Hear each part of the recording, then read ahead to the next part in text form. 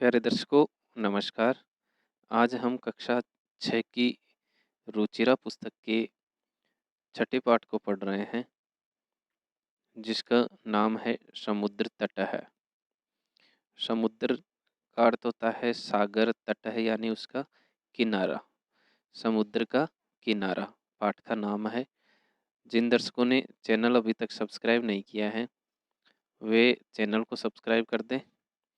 अब हम इस पाठ को पढ़ते हैं। मैं एक एक वाक्य का उच्चारण करूँगा, आप भी उसी अनुसार उसका उच्चारण करें और इसका अर्थ समझने की कोशिश करें।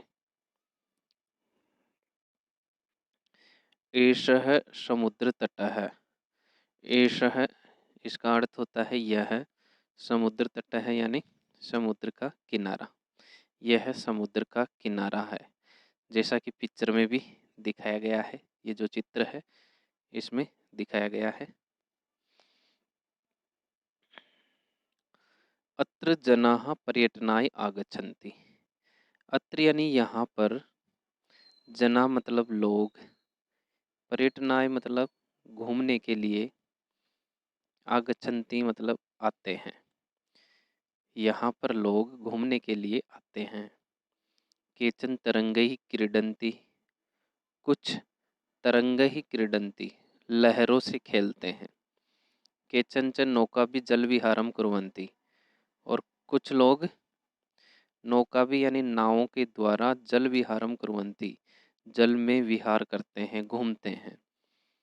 तेषु केचन कंदुकेन क्रीडन्ति।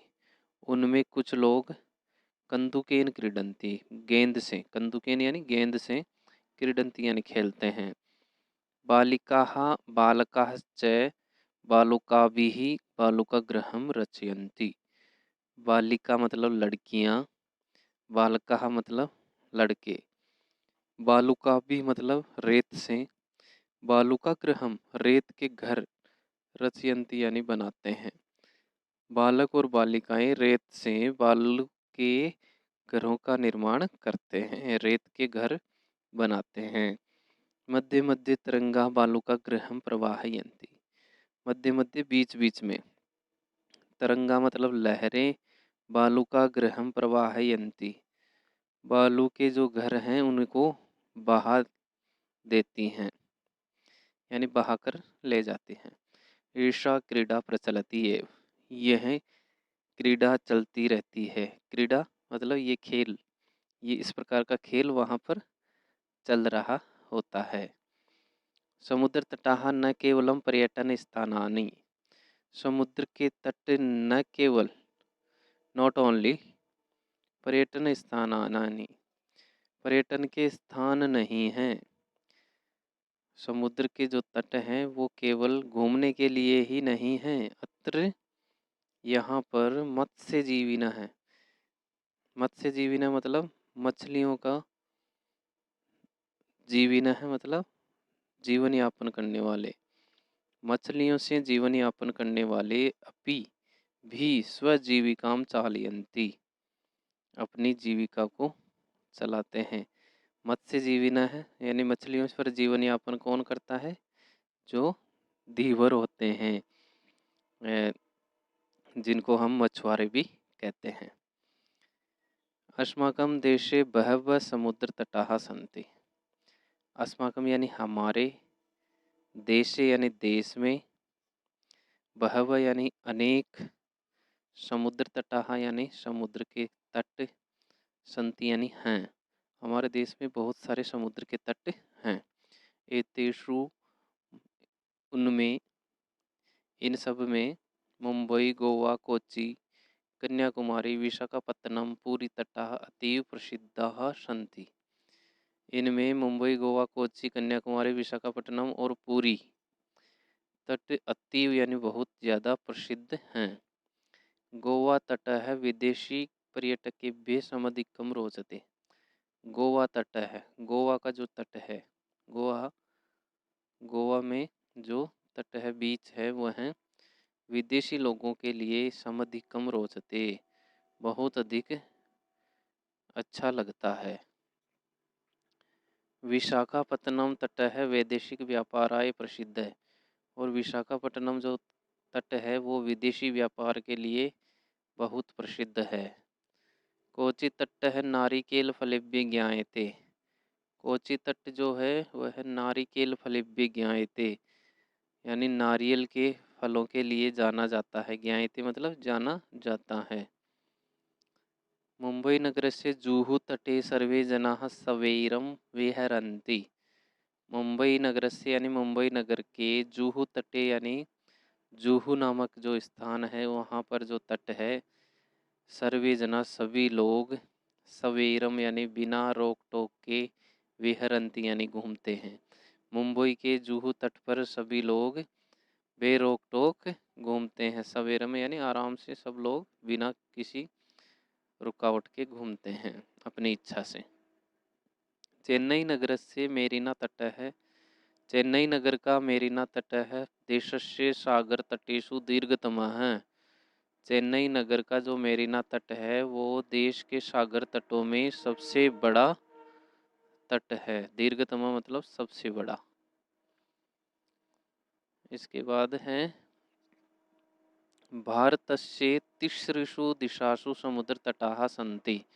भारत के तिसृषु दिशासु 3 दिशाओं में, तिसृषु मतलब तीनों दिशाओं में, समुद्र तटाः सन्ति यानी हैं। भारत के तीनों दिशाओं में समुद्र के तट हैं। अस्मात् एव कारणात् इसी कारण से, अस्मात् एव कारणात् इसी ही कारण से भारत देशः प्रायद्वीपः इति कथ्यते। इसी कारण से भारत को प्रायद्वीप कहा जाता है। किस कारण से? क्योंकि इसके तीनों तरफ समुद्र के तट हैं, और इस कारण से भारत देश को प्रायद्वीप कहा जाता है। प्रायद्वीप का अर्थ होता है पेनिनसुला, जो कि एक ऐसा देश जो 3 तरफ से समुद्र से घिरा हुआ हो उसे प्रायद्वीप कहते हैं। देखो इसका शब्दार्थों में भी दिया हुआ होगा, देख लेते हैं एक बार। ये प्रायद्वीप 3 तरफ से घिरा हुआ भूभाग, पेनिनसुला जिसको कहते हैं। चलिए, पूर्व दिशायाम बंगोपसागर। पूर्व दिशा में बंगोपसागर यानी बंगाल की खाड़ी। बंग यानी बंगाल, उपसागर है मतलब छोटा सा सागर, बंगाल की खाड़ी जिसको कहते हैं। दक्षिण दिशायाम च हिंद महासागर है, और दक्षिण में हिंद महासागर है। पश्चिम दिशायाम च अरब सागर है अस्ति, और पश्चिम दिशा में अरब सागर है। एतेषां त्रयाणाम अपि सागराणाम संगमः कन्याकुमारी तटे भवति। और इन सभी सागरों का संगम, संगम है मतलब इनका मिलन, कन्याकुमारी तटे भवति, कन्याकुमारी के तट पर होता है। अत्र पूर्णिमायां चंद्रोदयः सूर्यास्तं च युगपदेव द्रष्टुम शक्यते। और यहाँ पर, यहाँ कहाँ? कन्याकुमारी के तट पर पूर्णिमायाम और पूर्णिमा का चंद्रोदय और सूर्यास्त, पूर्णिमा के समय पर चंद्र का उदय और सूर्य का अस्त होना साथ साथ, युगपद मतलब साथ साथ, दृष्टुम यानी देखा, शक्यते यानी जा सकता है। यानी पूर्णिमा जब होती है तो सूर्यास्त और सूर्योदय, ये चंद्रोदय दोनों साथ साथ होते हैं। चंद्रमा का उगना और सूर्य का अस्त होना ये साथ साथ हम देख सकते हैं। इसके बाद इस पाठ के शब्दार्थ इसमें दिए हुए हैं। शब्दार्थों को आप पाठ पढ़ने से पहले भी देख सकते हैं, और पढ़ने के बाद अगर आप करते हो तो भी आपको कॉपी में इसको लिखना है। याद रखें ताकि आपको इस पाठ का अर्थ स्थायी रूप से याद रहे। हिंदी या अंग्रेजी किसी भी रूप फॉर्म में आप इसको याद कर सकते हो। ये देखिए, ये आपके शब्दार्थ और इसका हिंदी अनुवाद मैंने आपको बता दिया है।